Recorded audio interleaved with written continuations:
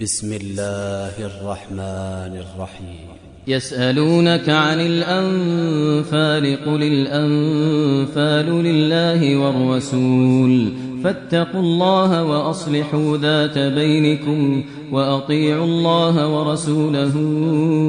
إن كنتم مؤمنين. إنما المؤمنون الذين إذا ذكر الله وجلت قلوبهم وإذا تليت عليهم آياته زادتهم إيمانا وعلى ربهم يتوكلون. الذين يقيمون الصلاة ومما رزقناهم ينفقون أولئك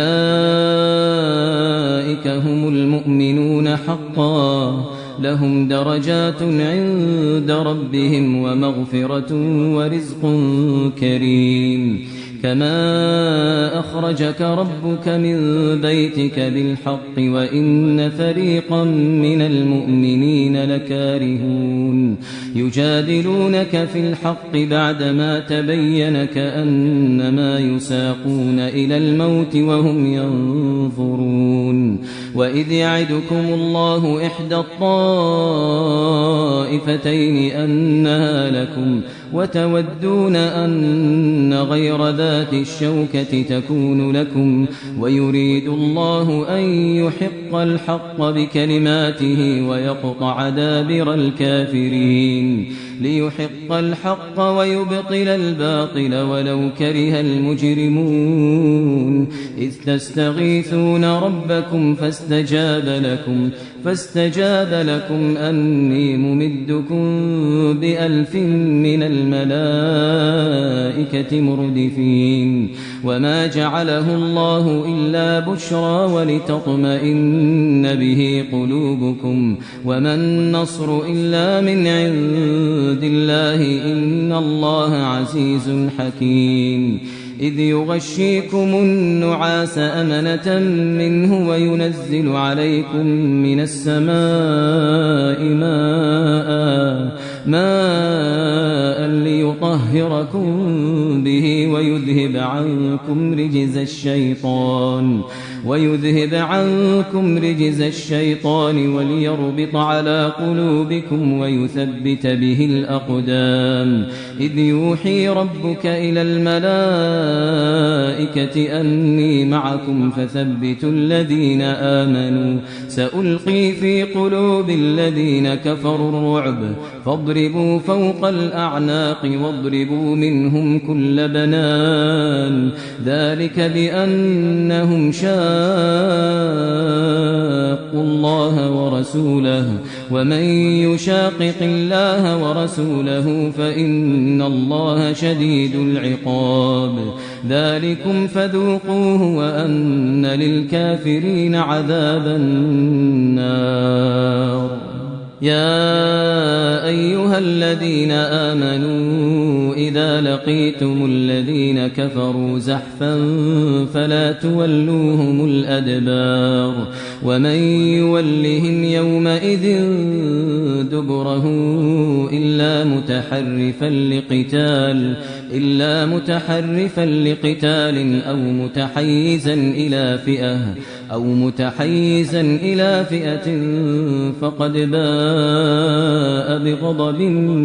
من الله ومأواه جهنم وبئس المصير. فلم تقتلوهم ولكن الله قتلهم وما رميت إذ رميت ولكن الله رمى وليبلي المؤمنين منه بلاء حسنا إن الله سميع عليم. ذلكم وأن الله موهن كيد الكافرين. إن تستفتحوا فقد جاءكم الفتح وإن تنتهوا فهو خير لكم وإن تعودوا نعد ولن تغني عنكم فئتكم شيئا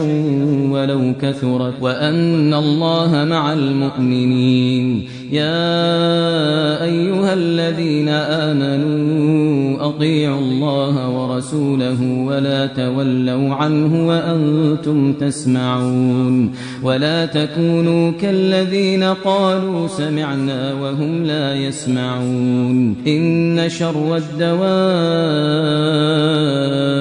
عند الله الصم البكم الذين لا يعقلون ولو علم الله فيهم خيرا لأسمعهم ولو أسمعهم لتولوا وهم معرضون يا أيها الذين آمنوا استجيبوا لله وللرسول إذا دعاكم لما يحييكم واعلموا أن الله يحول بين المرء وقلبه وأنه إليه تحشرون واتقوا فتنة لا تصيبن الذين ظلموا منكم خاصة واعلموا أن الله شديد العقاب واذكروا إذ أنتم قليل مستضعفون في الأرض تخافون أن يتخطفكم الناس فآواكم وأيدكم بنصره ورزقكم من الطيبات لعلكم تشكرون يا أيها الذين آمنوا لا تخونوا الله والرسول وتخونوا أماناتكم وأنتم تعلمون واعلموا أنما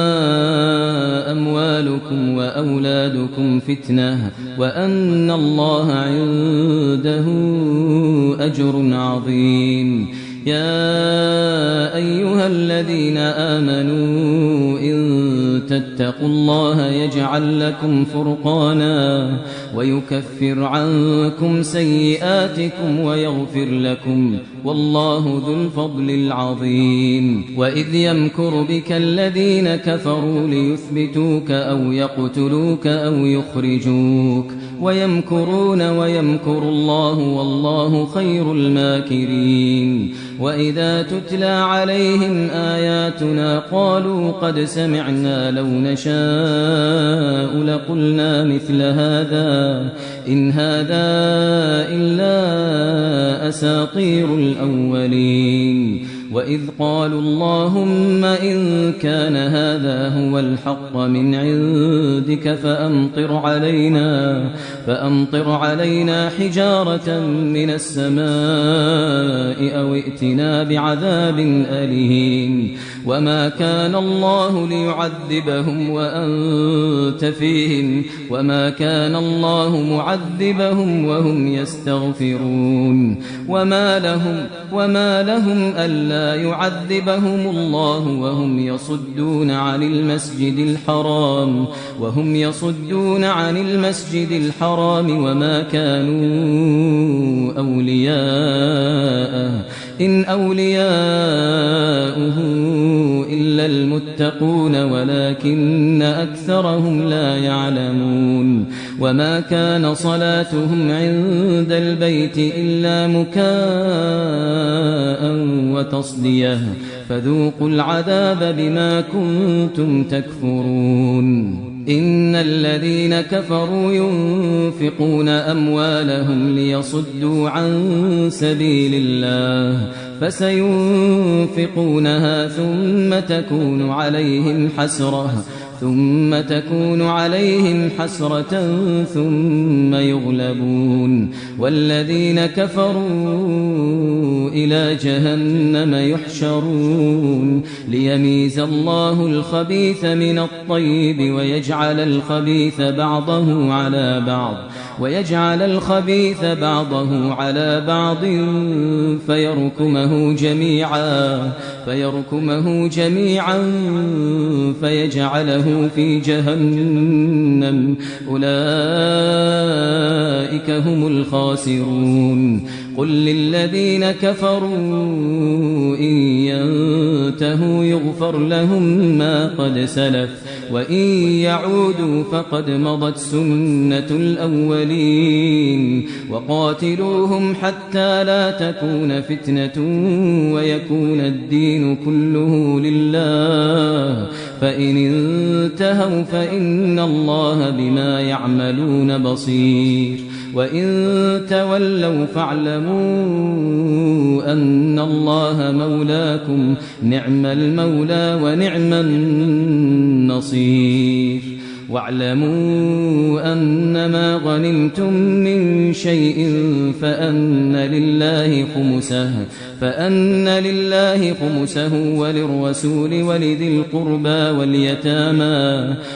القربى واليتامى والمساكين وابن السبيل إن كنتم آمنتم بالله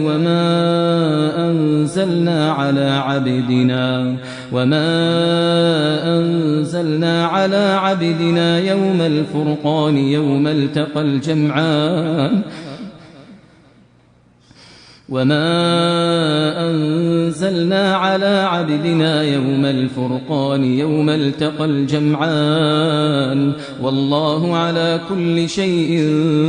قدير إذ أنتم بالعدوة الدنيا وهم بالعدوة القصوى والركب أسفل منكم ولو تواعدتم لاختلفتم في الميعاد ولكن ليقضي الله أمرا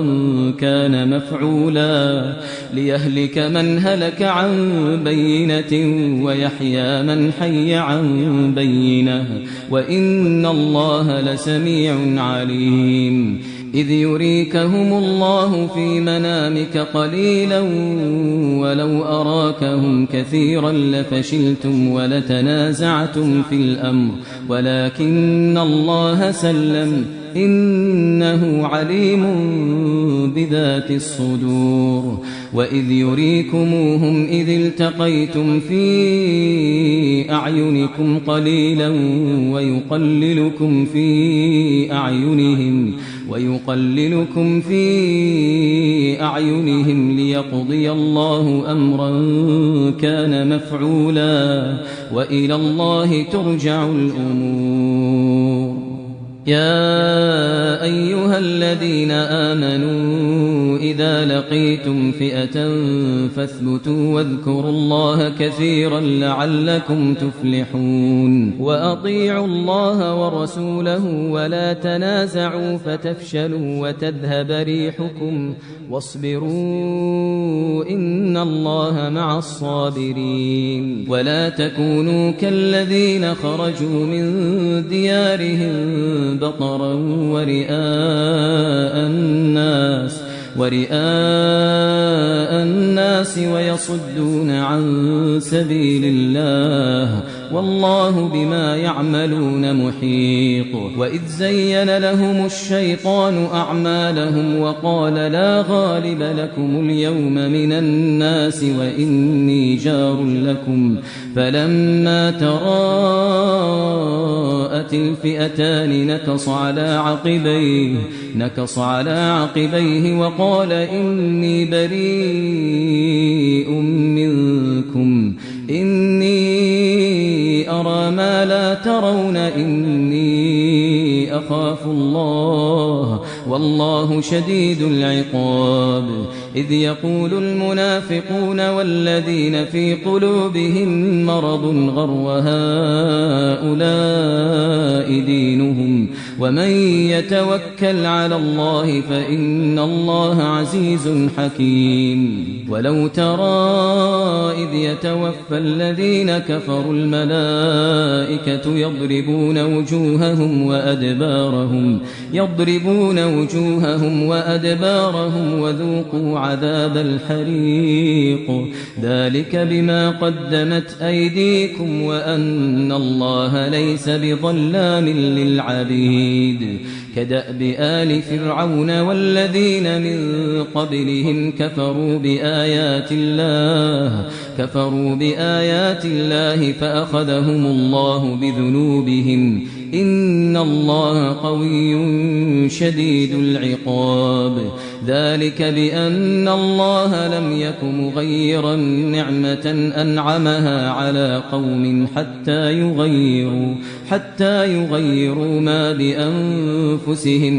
حتى يغيروا ما بأنفسهم وأن الله سميع عليم كدأب آل فرعون والذين من قبلهم كذبوا بآيات ربهم فأهلكناهم بذنوبهم وأغرقنا آل فرعون وكل كانوا ظالمين إن شر الدواب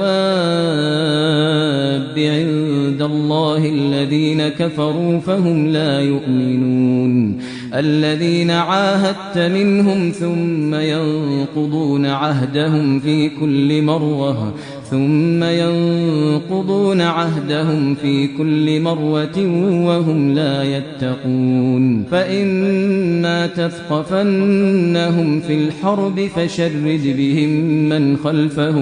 فشرد بهم من خلفهم لعلهم يذكرون وإما تخافن من قوم خيانة فانبذ إليهم على سواء إن الله لا يحب الخائنين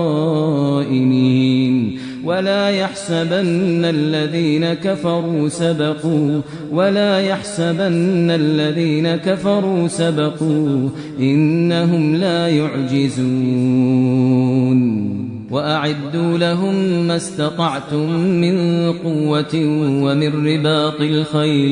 ومن رباط الخيل ترهبون به عدو الله وعدوكم وآخرين من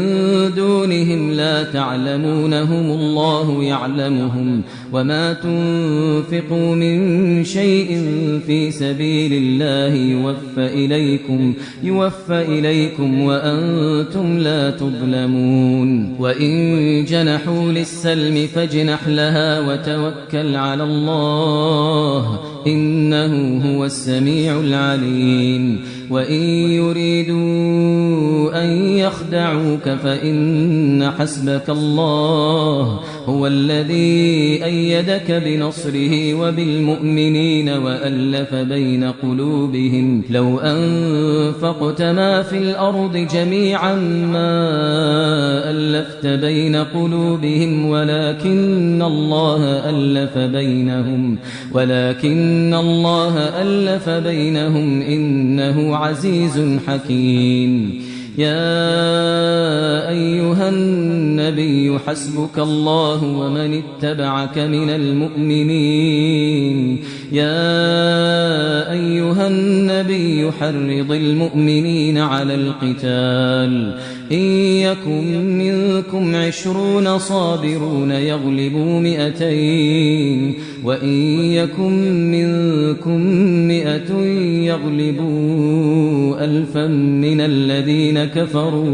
من الذين كفروا بأنهم قوم لا يفقهون الآن خفف الله عنكم وعلم أن فيكم ضعفا فإن يكن منكم 100 صابرة يغلبوا 200 وإن يكن منكم 1000 يغلبوا 2000 بإذن الله والله مع الصابرين ما كان لنبي أن يكون له أسرى حتى يثخن في الأرض تريدون عرض الدنيا والله يريد الآخرة والله عزيز حكيم لولا كتاب من الله سبق لمسكم فيما أخذتم عذاب عظيم فكلوا مما غنمتم حلالا طيبا واتقوا الله إن الله غفور رحيم يا أيها النبي قل لمن في أيديكم من الأسرى إن يعلم الله في قلوبكم خيرا يؤتكم خيرا مما أخذ منكم ويغفر لكم والله غفور رحيم وإن يريدوا خيانتك فقد خانوا الله من قبل فأمكن منهم والله عليم حكيم إن الذين آمنوا وهاجروا وجاهدوا بأموالهم وأنفسهم في سبيل الله والذين آووا ونصروا أولئك بعضهم أولياء بعض والذين آمنوا ولم يهاجروا ما لكم من ولايتهم من شيء حتى يهاجروا وإن استنصروكم في الدين فعليكم النصر إلا على قوم بينكم وبينهم ميثاق والله بما تعملون بصير والذين كفروا بعضهم أولياء بعض إلا تفعلوه تكن فتنة في الأرض وفساد كبير والذين آمنوا وهاجروا وجاهدوا في سبيل الله والذين آووا ونصروا أولئك هم المؤمنون حقا لهم مغفرة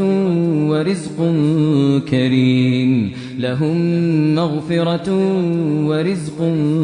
كريم والذين آمنوا من بعد وهاجروا وجاهدوا معكم فأولئك منكم وأولو الأرحام بعضهم أولى ببعض في كتاب الله إن الله بكل شيء عليم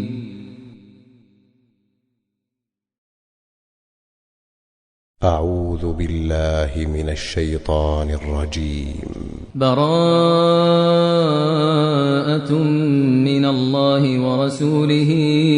إلى الذين عاهدتم من المشركين فسيحوا في الأرض 4 أشهر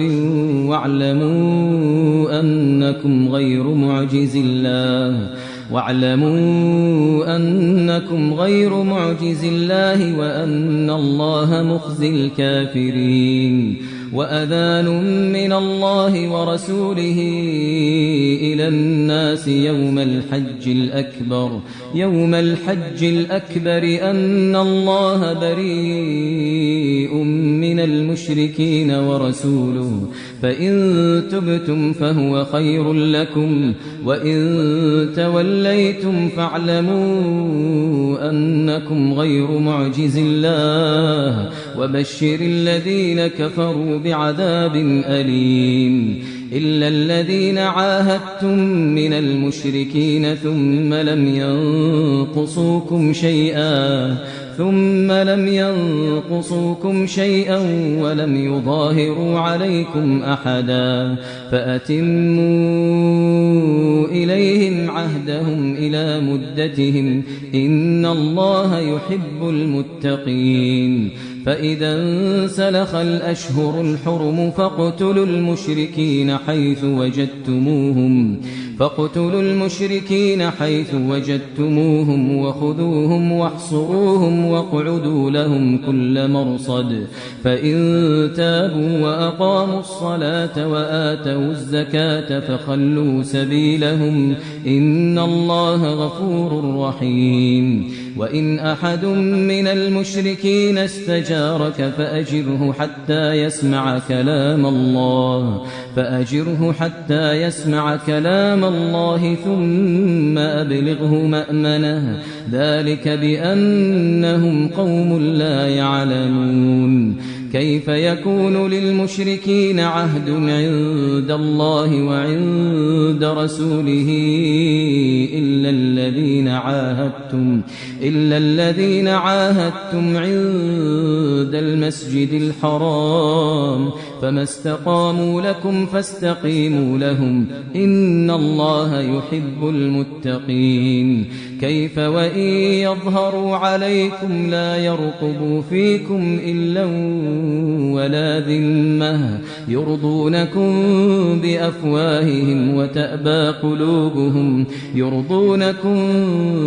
بأفواههم وتأبى قلوبهم وأكثرهم فاسقون اشتروا بآيات الله ثمنا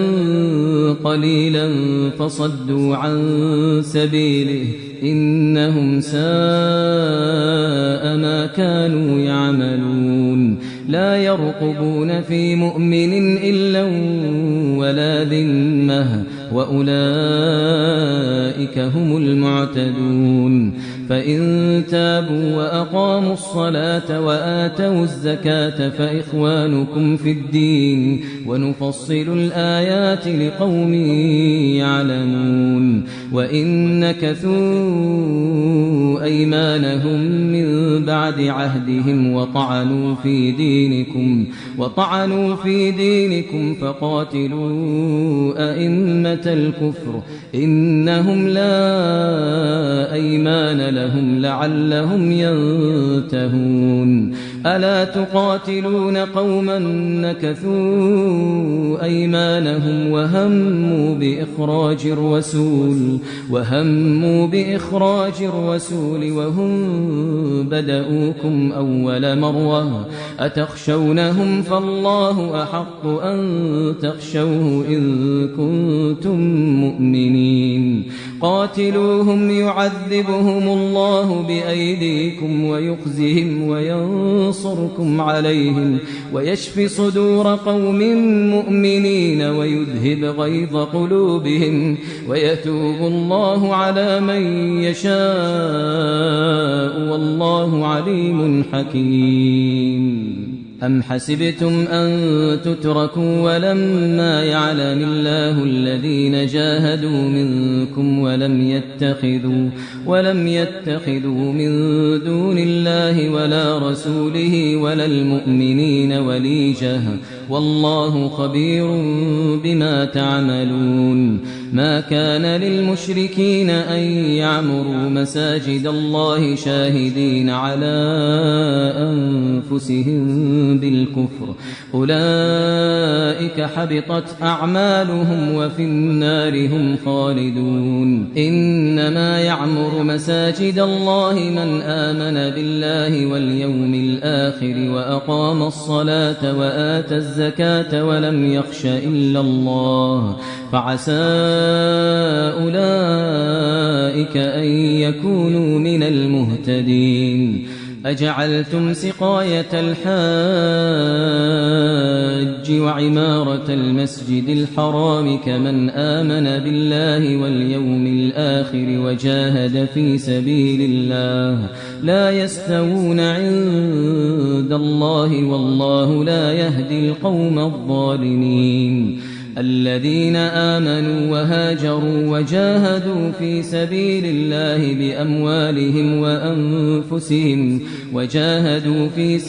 الله بأموالهم وأنفسهم أعظم درجة عند الله وأولئك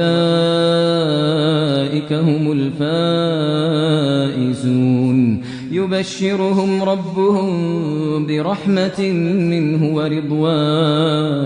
ورضوان وجنات لهم فيها نعيم مقيم خالدين فيها أبدا إن الله عنده أجر عظيم. يا أيها الذين آمنوا لا تتخذوا آباءكم وإخوانكم أولياء إن استحبوا الكفر على الإيمان ومن يتولهم منكم فأولئك هم الظالمون. قل إن كان آباؤكم وأبناؤكم وإخوانكم وأزواجكم وعشيرتكم وأموال اقترفتموها وتجارة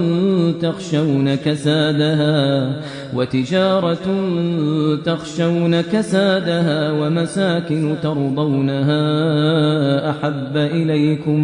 أحب إليكم من الله ورسوله وجهاد في سبيله فتربصوا حتى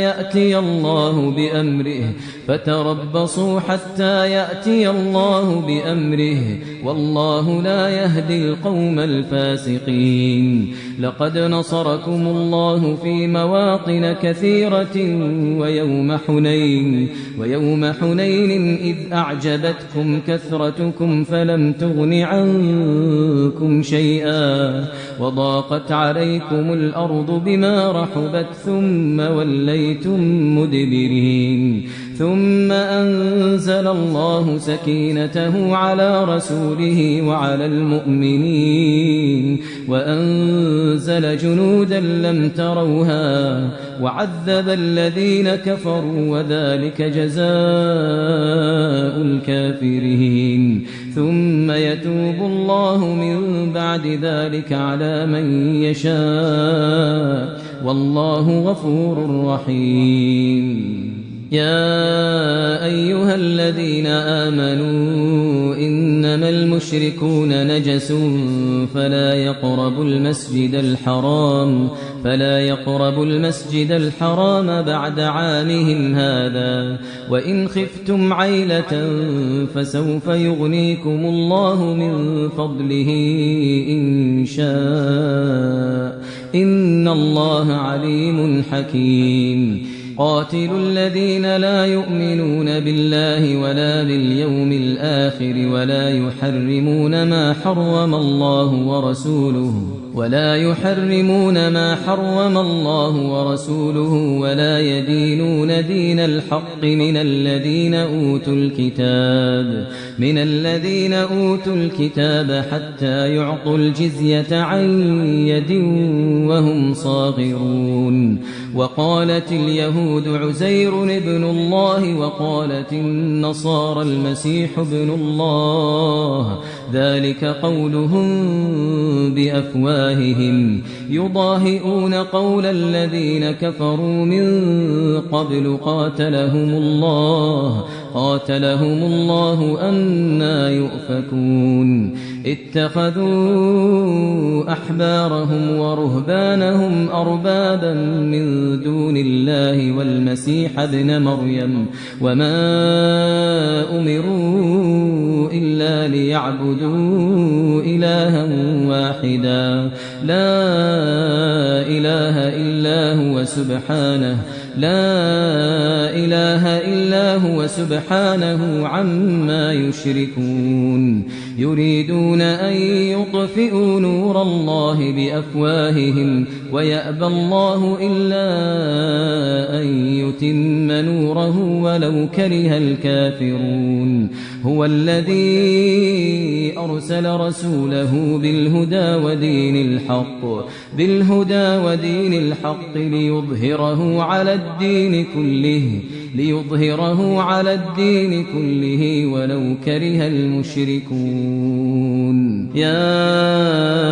أيها الذين آمنوا إن كثيرا من الأحبار والرهبان ليأكلون أموال الناس بالباطل ليأكلون أموال الناس بالباطل ويصدون عن سبيل الله والذين يكنزون الذهب والفضة ولا ينفقونها في سبيل الله فبشرهم بعذاب أليم يوم يحمى عليها في نار جهنم فتكوى بها جباههم وجنوبهم وظهورهم هذا ما كنزتم لأنفسكم فذوقوا ما كنتم تكنزون إن عدة الشهور عند الله 12 شهرا في كتاب الله يوم خلق السماوات والأرض منها 4 حرم ذلك الدين القيم فلا تظلموا فيهن أنفسكم وقاتلوا المشركين كافة كما يقاتلونكم كافة واعلموا أن الله مع المتقين إنما النسيء زيادة في الكفر يضل به الذين كفروا يحلونه عاما ويحرمونه عاما ليواطئوا عدة ما حرم الله فيحلوا ما حرم الله زين لهم سوء أعمالهم والله لا يهدي القوم الكافرين يا أيها الذين آمنوا ما لكم إذا قيل لكم انفروا في سبيل الله اثاقلتم إلى الأرض أرضيتم بالحياة الدنيا من الآخرة فما متاع الحياة الدنيا في الآخرة إلا قليل إلا تنفروا يعذبكم عذابا أليما ويستبدل قوما غيركم ولا تضروه شيئا والله على كل شيء قدير إلا تنصروه فقد نصره الله إذ أخرجه الذين كفروا ثاني اثنين إذ هما في الغار إذ يقول لصاحبه لا تحزن إن الله معنا فأنزل الله سكينته عليه وأيده بجنود لم تروها وجعل كلمة الذين كفروا السفلى وكلمة الله هي العليا والله عزيز حكيم انفروا خفافا وثقالا وجاهدوا بأموالكم وأنفسكم في سبيل الله ذلكم خير لكم إن كنتم تعلمون لو كان عرضا قريبا وسفرا قاصدا لاتبعوك ولكن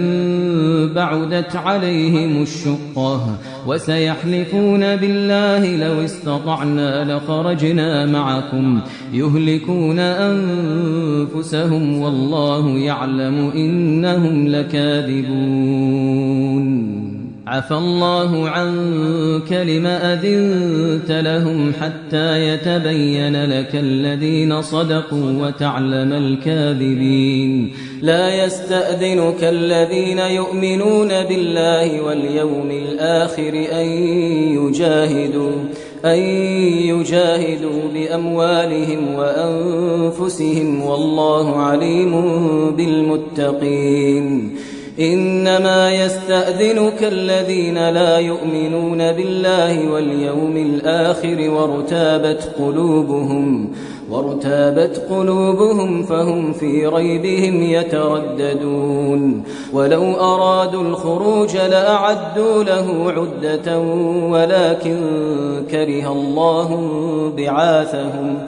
كره الله بعاثهم فثبطهم وقيل اقعدوا مع القاعدين لو خرجوا فيكم ما زادوكم إلا خبالا ولأوضعوا خلالكم يبغونكم الفتنة وفيكم سماعون لهم والله عليم بالظالمين لقد ابتغوا الفتنة من قبل وقلبوا لك الأمور حتى جاء الحق وظهر أمر الله وهم كارهون ومنهم من يقول ائذن لي ولا تفتني ألا في الفتنة سقطوا وإن جهنم لمحيطة بالكافرين إن تصبك حسنة تسؤهم وإن تصبك مصيبة يقولوا قد أخذنا أمرنا من قبل ويتولوا وهم فرحون قل لن يصيبنا إلا ما كتب الله لنا هو مولانا وعلى الله فليتوكل المؤمنون قل هل تربصون بنا إلا إحدى الحسنيين عنه نتربص بكم أن يصيبكم الله بعذاب من عنده أو بأيدينا فتربصوا إنا معكم متربصون قل أنفقوا طوعا أو كرها لن يتقبل منكم إنكم كنتم قوما فاسقين وما منعهم أن تقبل منهم نفقاتهم إلا أنهم كفروا بالله وبرسوله ولا يأتون الصلاة إلا وهم كسالى ولا ينفقون إلا وهم كارهون فلا تعجبك أموالهم ولا أولادهم إنما يريد الله ليعذبهم بها في الحياة الدنيا وتزهق أنفسهم وهم كافرون ويحلفون بالله إنهم لمنكم وما هم منكم ولكنهم قوم يفرقون لو يجدون ملجأ أو مغارات أو مدخلا لولوا إليه وهم يجمحون ومنهم من يلمزك في الصدقات فإن أعطوا منها رضوا وإن لم يعطوا منها إذا هم يسخطون ولو أنهم رضوا ما آتاهم الله ورسوله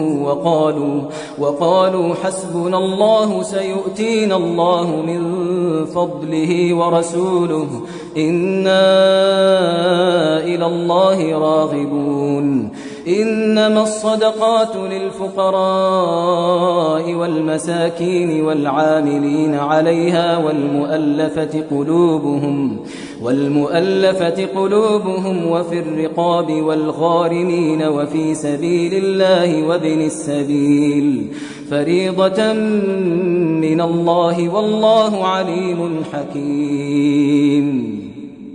ومنهم الذين يؤذون النبي ويقولون هو أذن قل أذن خير لكم يؤمن بالله ويؤمن للمؤمنين ورحمة للذين آمنوا منكم والذين يؤذون رسول الله لهم عذاب أليم يحلفون بالله لكم ليرضوكم والله ورسوله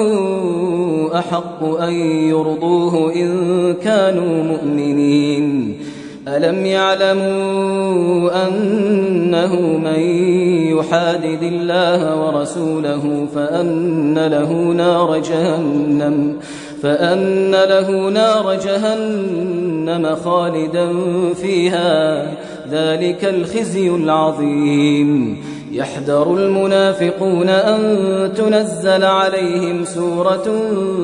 تنبئهم بما في قلوبهم قل استهزئوا إن الله مخرج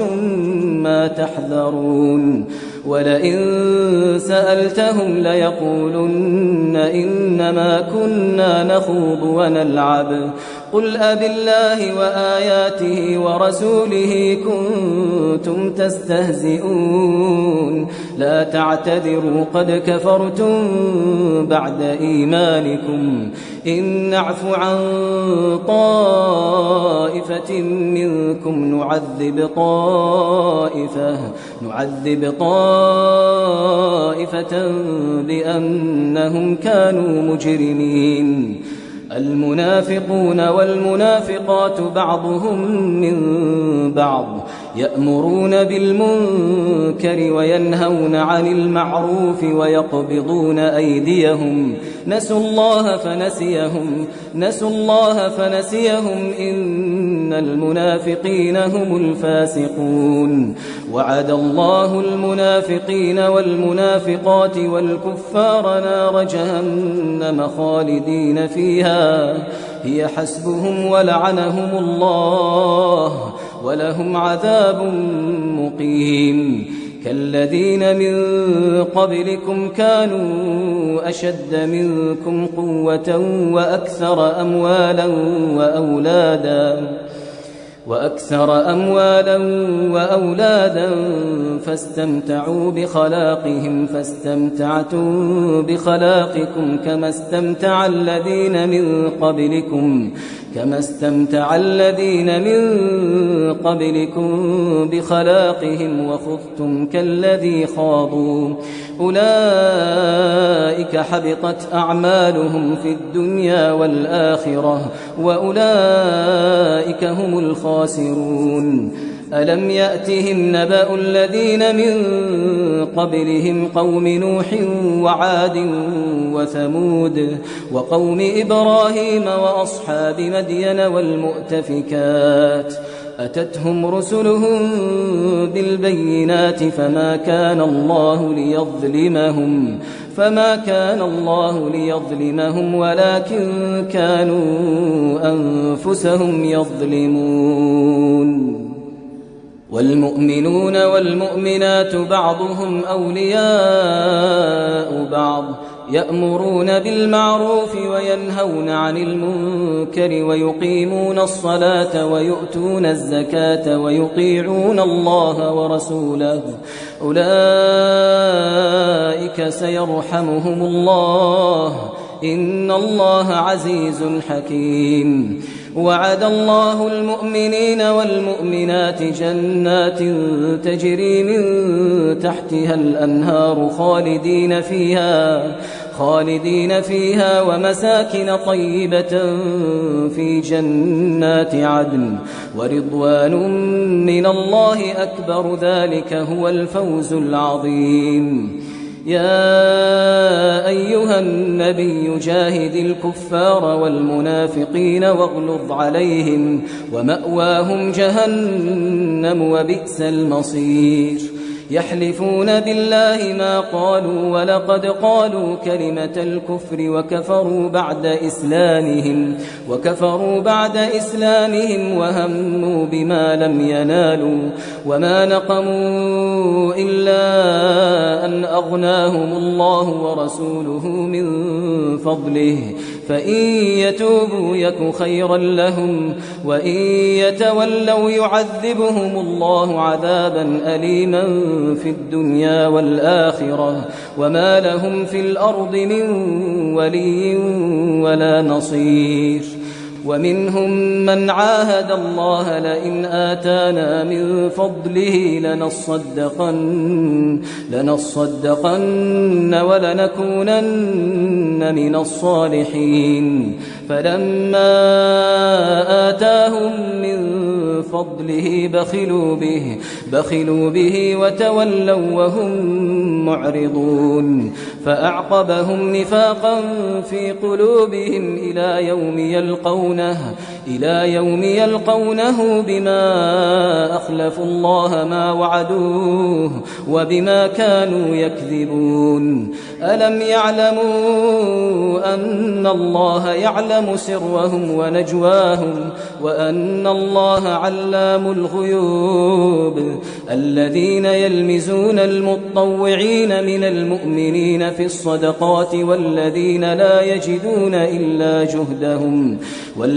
لا يجدون إلا جهدهم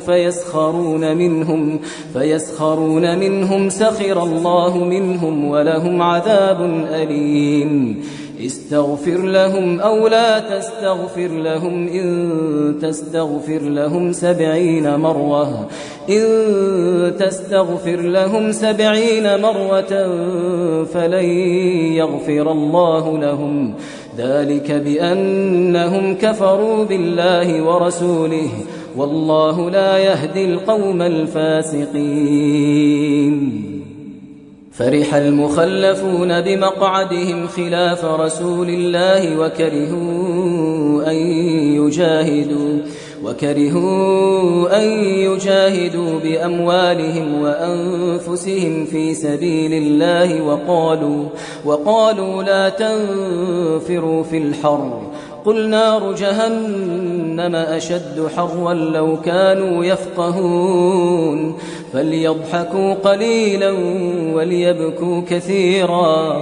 فليضحكوا قليلا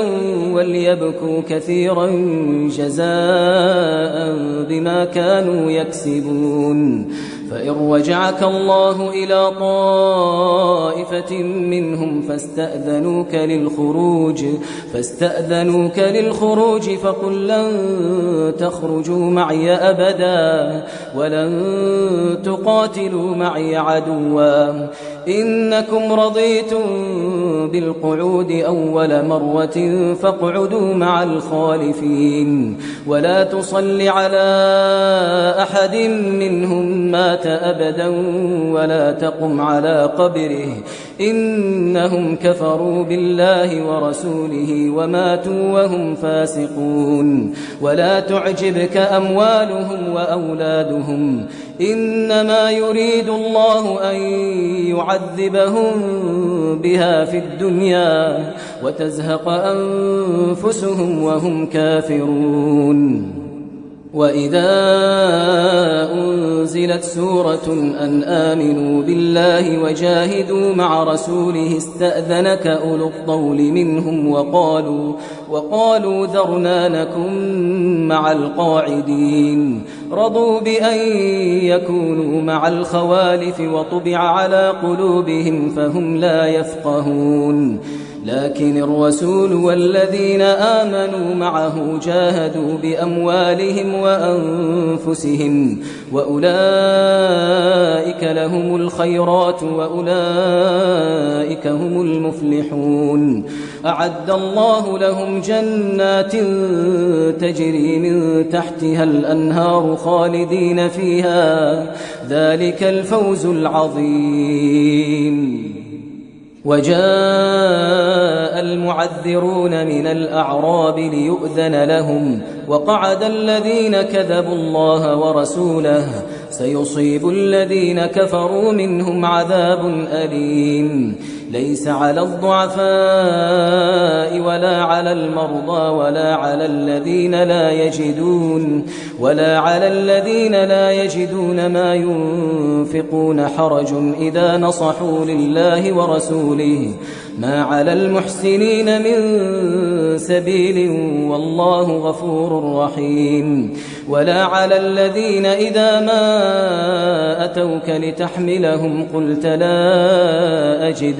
قلت لا أجد ما أحملكم عليه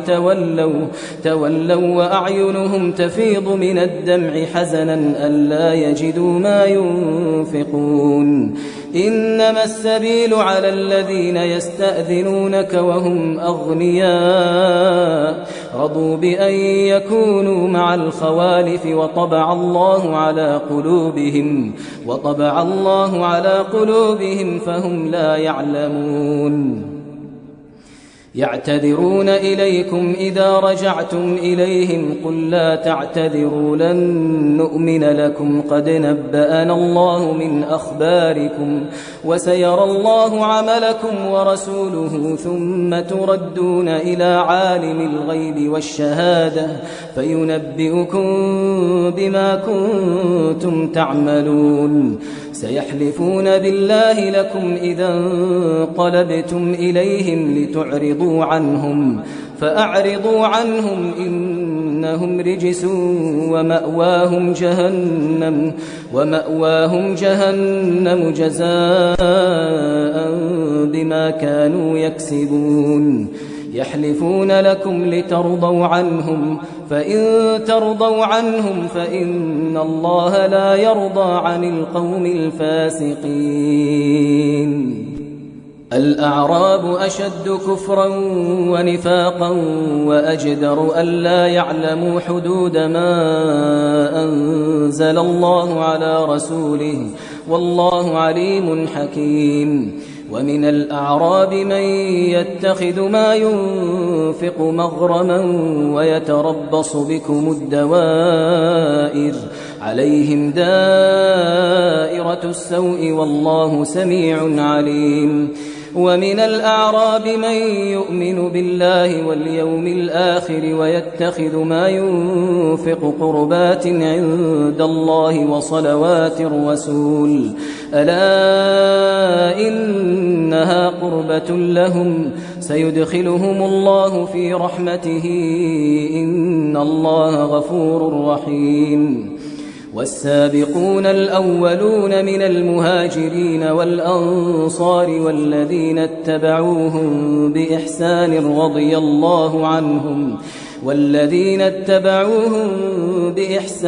رضي الله عنهم ورضوا عنه وأعد لهم جنات تجري تحتها الأنهار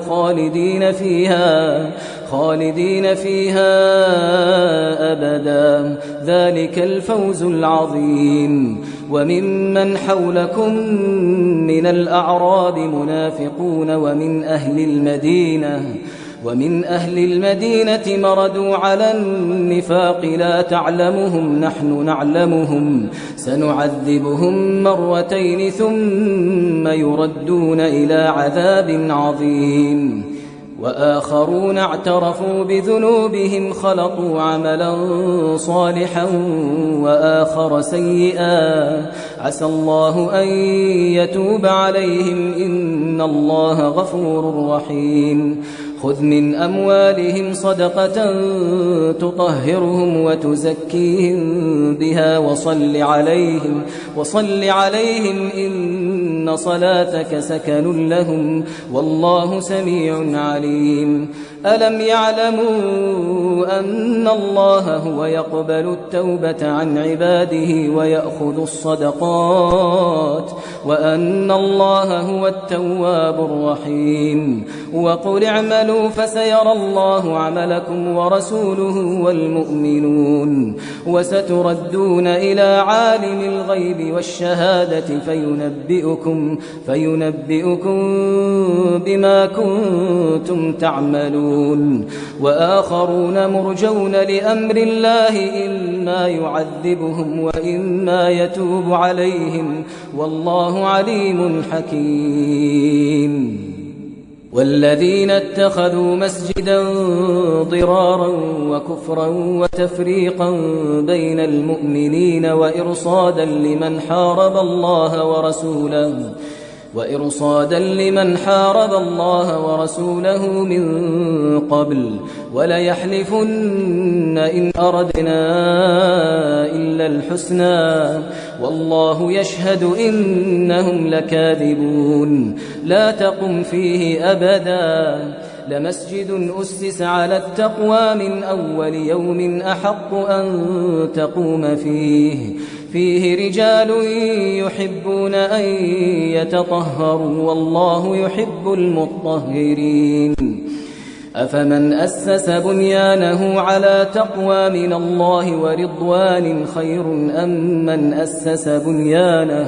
خير أم من أسس بنيانه على شفا جرف هار فانهار به في نار جهنم والله لا يهدي القوم الظالمين لا يزال بنيانهم الذي بنوا ريبة في قلوبهم إلا أن تقطع قلوبهم والله عليم حكيم إن الله اشترى من المؤمنين أنفسهم وأموالهم بأن لهم الجنة يقاتلون في سبيل الله فيقتلون ويقتلون وعدا عليه حقا في التوراة والإنجيل والقرآن ومن أوفى بعهده من الله فاستبشروا ببيعكم الذي بايعتم به وذلك هو الفوز العظيم التائبون العابدون الحامدون السائحون الراكعون الساجدون الآمرون بالمعروف والناهون عن المنكر والحافظون لحدود الله وبشر المؤمنين ما كان للنبي والذين آمنوا أن يستغفروا للمشركين ولو كانوا أولي قربى من بعد ما تبين لهم أنهم أصحاب الجحيم وما كان استغفار إبراهيم لأبيه إلا عن موعدة وعدها إياه فلما تبين له أنه عدو لله تبرأ منه إن إبراهيم لأواه حليم وما كان الله ليضل قوما بعد إذ هداهم حتى يبين لهم ما يتقون إن الله بكل شيء عليم إن الله له ملك السماوات والأرض يحيي ويميت وما لكم من دون الله من ولي ولا نصير لقد تاب الله على النبي والمهاجرين والأنصار الذين اتبعوه في ساعة العسرة من بعد ما كاد يزيغ قلوب فريق منهم ثم تاب عليهم إنه بهم رءوف رحيم وعلى الثلاثة الذين خلفوا حتى إذا ضاقت عليهم الأرض بما رحبت وضاقت عليهم أنفسهم وظنوا أن لا ملجأ من الله إلا إليه ثم تاب عليهم ليتوبوا إن الله هو التواب الرحيم يا أيها الذين آمنوا اتقوا الله وكونوا مع الصادقين ما كان لأهل المدينة ومن حولهم من الأعراب أن يتخلفوا عن رسول الله ولا يرغبوا بأنفسهم عن نفسه ذلك بأنهم لا يصيبهم ظمأ ولا نصب ولا مخمصة في سبيل الله ولا يطؤون موطئا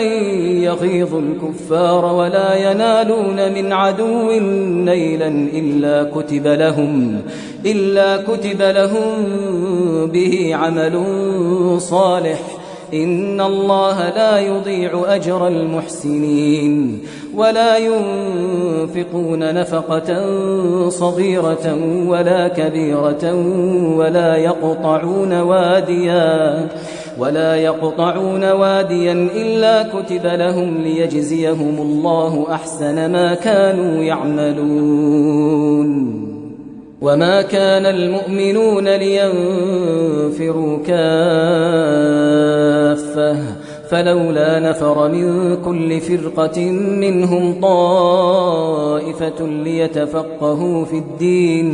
ليتفقهوا في الدين ولينذروا قومهم إذا رجعوا إليهم لعلهم يحذرون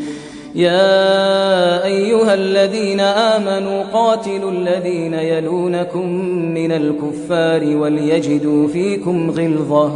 واعلموا أن الله مع المتقين وإذا ما أنزلت سورة فمنهم من يقول أيكم زادته هذه إيمانا فأما الذين آمنوا فزادتهم إيمانا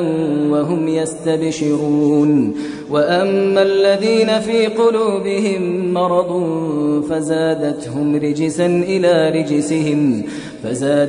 رجسا إلى رجسهم وماتوا وهم كافرون أولا يرون أنهم يفتنون في كل عام مرة أو مرتين ثم لا يتوبون ولا هم يذكرون وإذا ما أنزلت سورة نظر بعضهم إلى بعض هل يراكم من أحد ثم انصرفوا صرف الله قلوبهم بأنهم قوم لا يفقهون لقد جاءكم رسول من أنفسكم عزيز عليه ما عنتم حريص عليكم بالمؤمنين رؤوف رحيم فإن تولوا فقل حسبي الله لا إله إلا هو عليه توكلت وهو رب العرش العظيم.